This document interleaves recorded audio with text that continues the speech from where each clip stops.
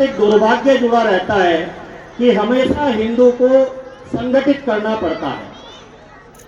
कब कब करना पड़ता है?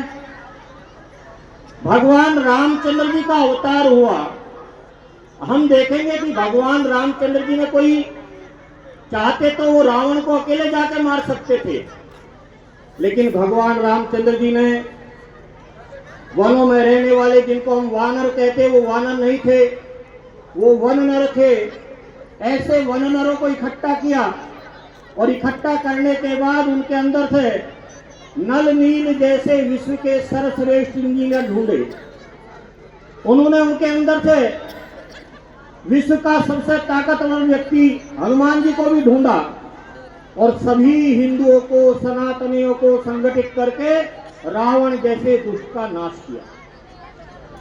यही काम भगवान कृष्ण जी ने भी किया है। हम मथुरा जाते हैं, मथुरा में हम देखते हैं कि मथुरा के अंदर एक मंदिर है, उस मंदिर में प्रतिमा लगी है।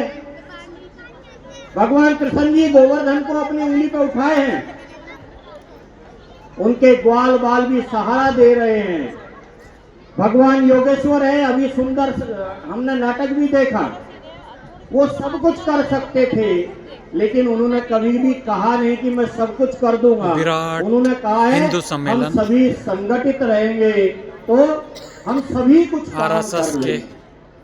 हिंदुओं को बार बार संगठित करना पड़ता है। अभी जो कभी भाषण सुन रहे हैं, आता है, विराट हिंदू जब वेद सम्मेलन लुप्त हो रहे थे तो आर्य समाज आया और आर्य समाज ने वेदों की तरफ लौटने के लिए कहा। कभी जगत गुरु शंकराचार्य आते हैं, सुदूर केरल से चलते हैं, अपने उत्तराखंड देवभूमि के अंदर भी आते हैं, सनातन को इकट्ठा करते हैं। अब कल्पना करके देखो, चारों धाम के अंदर उत्तर का दक्षिण, दक्षिण का उत्तर और पूरब का पश्चिम और पश्चिम का पूरब, सभी जगह उन्होंने अलग अलग व्यक्तियों को पुजारी नियुक्त किया है।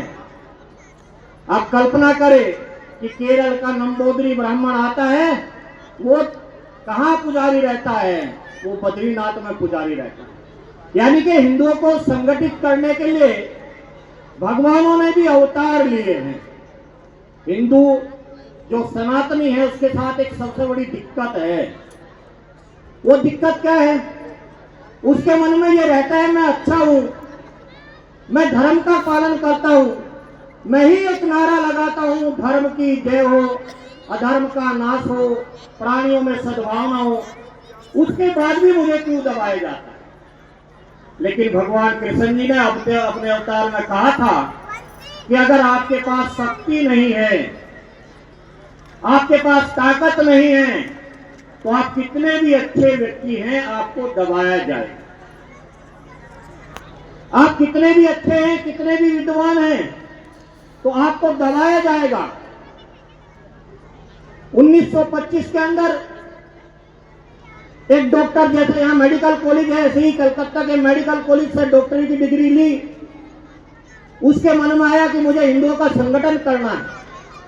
उस समय एक शब्द चलता था, मुझे गधा कह लो परंतु हिंदू मत कहो।